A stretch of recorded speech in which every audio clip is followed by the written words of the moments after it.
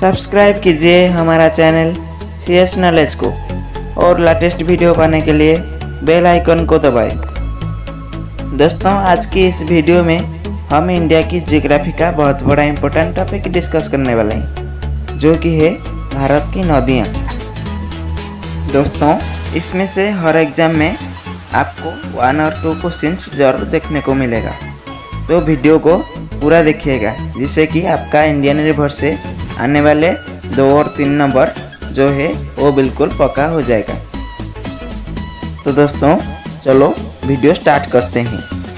दोस्तों, video start करने से पहले मैं आपको एक्सचुरी और डेल्टा के बारे में बता देता हूँ। दोस्तों, एक्सचुरी को हम हिंदी में ज्वार नदमुख कहते हैं।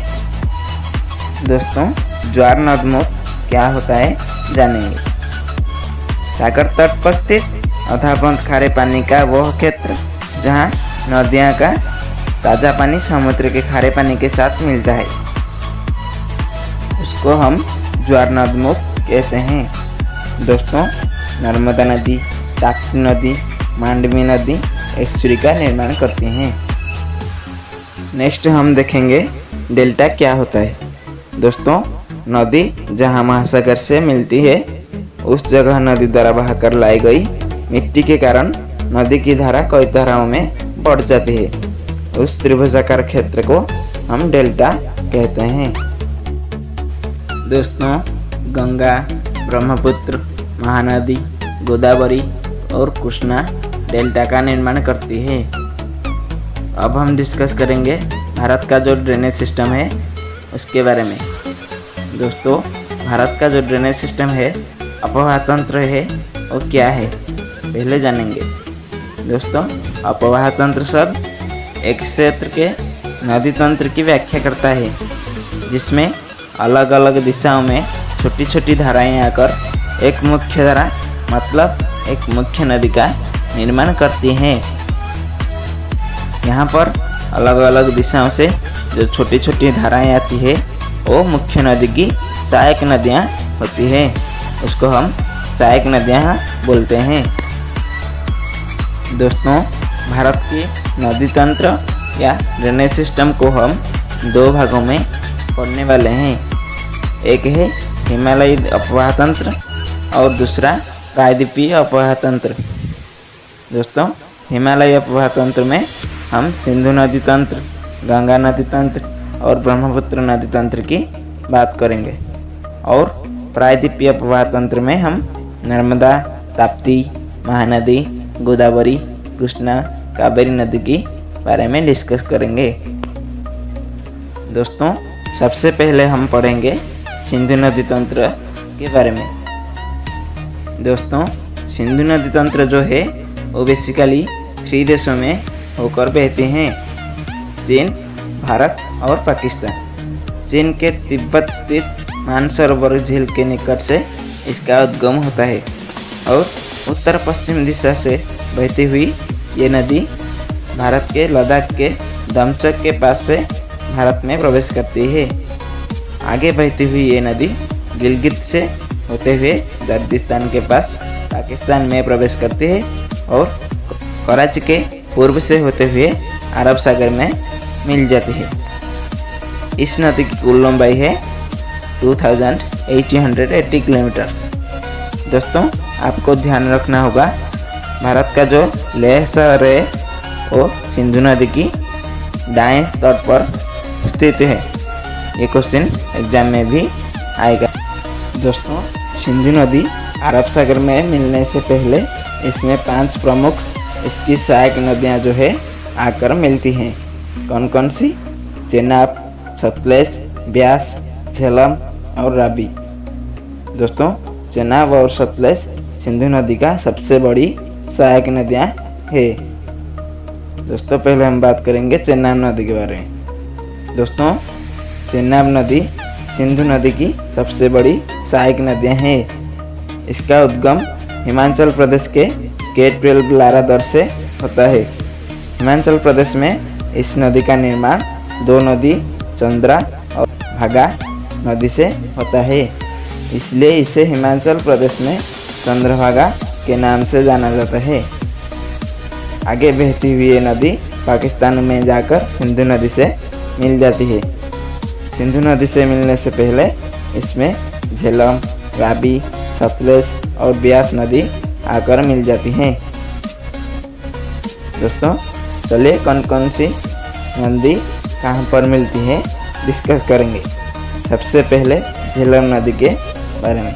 दोस्तों झेलम नदी का उद्गम कश्मीर घाटी के वेरीनाग के निकट से होता है। ये नदी 170 किलोमीटर भारत पाकिस्तान सीमा का निर्माण करती हुई पाकिस्तान के जंग के निकट चेनाब नदी में मिल जाती है।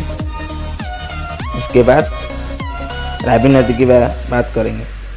दोस्तों ये नदी हिमाचल प्रदेश के रोहतांग दर्रे से निकलती हुई कश्मीर तथा पंजाब होते हुए पाकिस्तान के जंग के निकट चेनाब में मिल जाती है। दोस्तों इसके बाद सतलज नदी की बात करते हैं।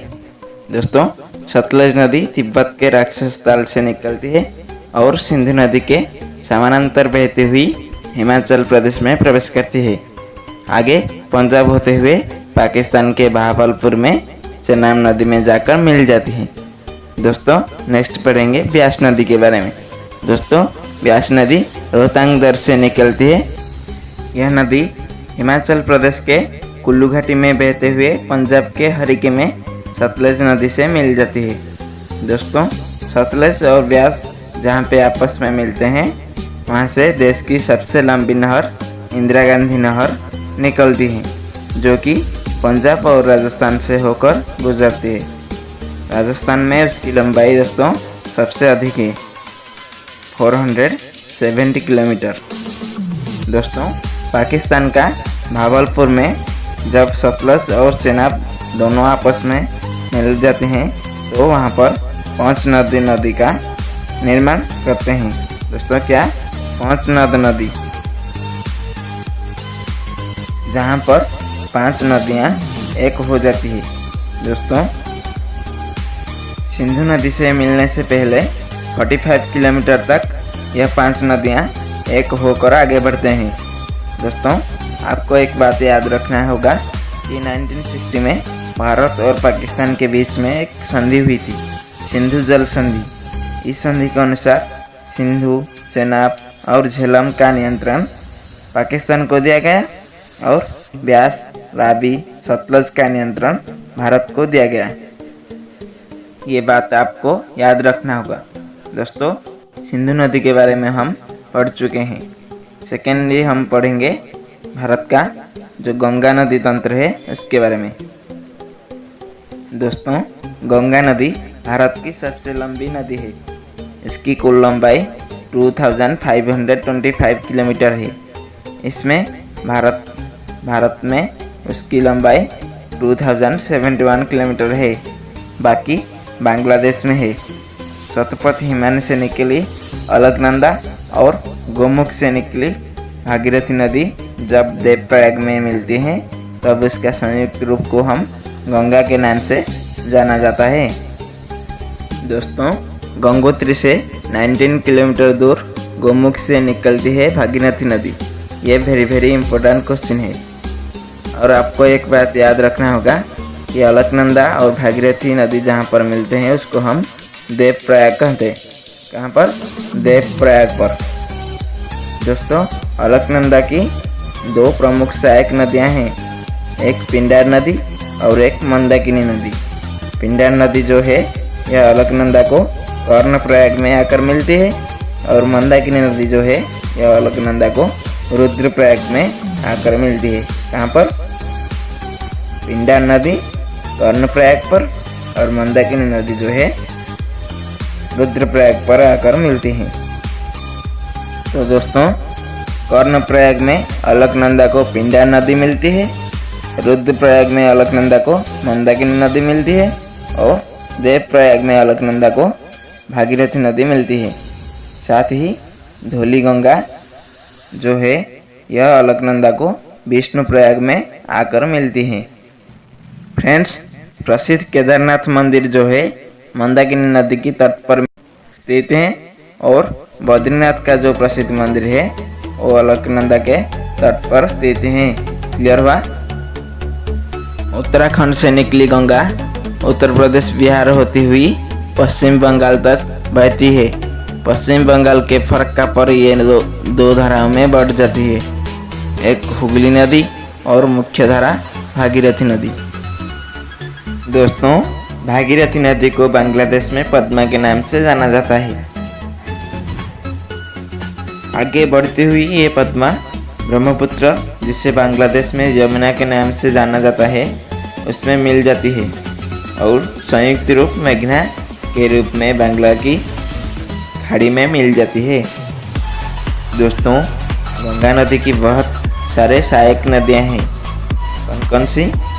यमुना नदी, कोसी, सोन, गोमती, गंडक, दामोदर, घाघरा और रामगंगा नदी। सबसे पहले हम स्टार्ट करते हैं यमुना नदी से। दोस्तों, यमुना नदी गंगा की सबसे बड़ी सहायक नदियाँ हैं, जो उत्तराखंड के बंदरपुर चोटी पर स्थित यमुनोत्री हिमानी से निकलती है। ये नदी उत्तराखंड से हरियाणा, दिल्ली, उत्तर प्रदेश से बहते हुए प्रयागराज, इलाहाबाद में गंगा नदी से जाकर मिल जाती है। दोस्तों, यमुना नदी का प्राचीन नाम कालिंदी नदी है। याद रखना, क्या? कालिंदी नदी। दोस्तों, गंगा नदी का जैसे बहुत सारे सहायक नदियाँ हैं, उसी तरह यमुना नदी का भी बहुत सारे सहायक नदियाँ हैं। देखिए कौन कौन सी? चंबल नदी, बेतवा नदी और केन नदी। दोस्तों, चंबल नदी बात करेंगे। ये नदी मध्य प्रदेश के इंदौर स्थित महू क्षेत्र के जानापा पर्वत से निकलती है। उत्तर मध्य भाग में बहते हुए ये नदी राजस्थान से होकर उत्तर प्रदेश के इटावा में यमुना नदी के साथ मिल जाती है। इस नदी की कुल लंबाई 965 किलोमीटर है। इसके बाद देखिए बेतवा नदी। दोस्तों, बेतवा नदी मध्य प्रदेश के भोपाल से निकलती है, जो उत्तर पूर्वी दिशा में बहते हुए उत्तर प्रदेश के हमीरपुर में यमुना नदी से मिल जाती है। आपको ध्यान रखना होगा कि एक प्रसिद्ध स्थान सांची जो है वो बेतवा नदी के किनारे पर स्थित है। सांची में कोई बौद्ध स्मारक है। सांची का स्तूप अशोक ने 3री शताब्दी में बनाया था। तो दोस्तों, गंगा नदी की अगली सहायक नदियाँ कोसी नदी के बारे में बात करेंगे। दोस्तों, कोसी नदी नेपाल में हिमालय से निकलती है और बिहार में प्रवेश करती है। दोस्तों, इस नदी में बहुत सारे बाढ़ आते हैं, इसलिए इस नदी को बिहार की शोक का कहा जाता है। क्या? बिहार का शोक। ये नदी बिहार के कटिहार में गंगा नदी से मिल जाती है। दोस्तों, इसके बाद हम बात करते हैं दामोदर नदी के बारे में। दोस्तों, ये नदी झारखंड के छोटनागपुर पठार से निकलती है और पश्चिम में बहते हुए ये नदी हुगली में जाकर मिल जाती है। इस नदी में आने वाले अचानक बाढ़ के कारण इसे बंगाल का अभिशाप कहा जाता है। और दोस्तों, आप ध्यान रखिएगा, प्रदूषण के कारण इस नदी को जैविक मरुस्थल के नाम में भी जाना जाता है। दोस्तों, गंगा नदी की अगली सहायक नदी है गोमती नदी। इस नदी का उद्गम उत्तर प्रदेश के बिलपीत स्थित गोमत ताल से होता है, जिसे फुलहर झील भी कहते हैं।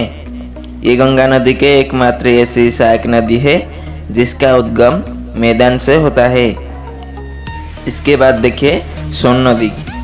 दोस्तों, सोन नदी मध्य प्रदेश के अमरकंटक नामक स्थान से निकलती है और उत्तर की ओर बहते हुए ये पटना के निकट गंगा में मिल जाती है। दोस्तों, आपको ध्यान रखना होगा कौन सी नदी गंगा के दाएं तट पर और कौन सी नदी गंगा के बाएं तट पर आकर मिलते हैं। देखिए, गंगा नदी के बाएं तट पर 4 नदियाँ आकर मिलते हैं और दाएं तट पर 3 नदियाँ आकर मिलते हैं। दाएं तट पर यमुना नदी, सोन नदी और ट्रांस नदी और बाएं तट पर गोमती, गंडक, घाघरा और कोसी नदी आकर मिलती हैं।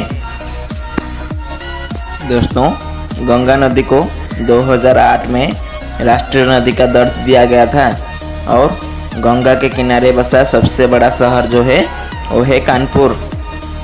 दोस्तों, गंगा नदी के प्रवाह क्रम अगर हम देखेंगे तो उत्तराखंड से निकलती है, उत्तर प्रदेश से होते हुए बिहार में एंटर करती है और फिर पश्चिम बंगाल में एंटर करती है और वहाँ से बांग्लादेश में चली जाती है। ठीक है फ्रेंड्स, गंगा नदी तंत्र को हम अच्छे से पूरा डिस्कस कर लिया है। आई होप आपको समझ आ गया होगा। दोस्तों, नेक्स्ट हम जानेंगे ब्रह्मपुत्र नदी तंत्र के बारे में।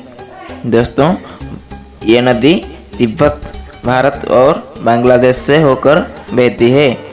कौन सी नदी? ब्रह्मपुत्र नदी। ये नदी तिब्बत के मानसरोवर झील के निकट से निकलती है। दोस्तों, आपको ध्यान रखना होगा, ब्रह्मपुत्र, सतलज और सिंधु ये 3 नदियाँ तिब्बत के मानसरोवर के पास से निकलती हैं। दोस्तों, तिब्बत से निकलने वाली इस नदी को तिब्बत में यरलुंगजंगबो के नाम से और चांगपो के नाम से जाना जाता है। जब ये नदी भारत के आसाम घाटी में प्रवेश करती है, इसे ब्रह्मपुत्र के नाम से जाना जाता है। इस नदी को अरुणाचल प्रदेश में दिहांग के नाम से भी जाना जाता है। और दोस्तों, बांग्लादेश में जब ये नदी प्रवेश करती है तो इसे जमुना के नाम से भी जाना जाता है।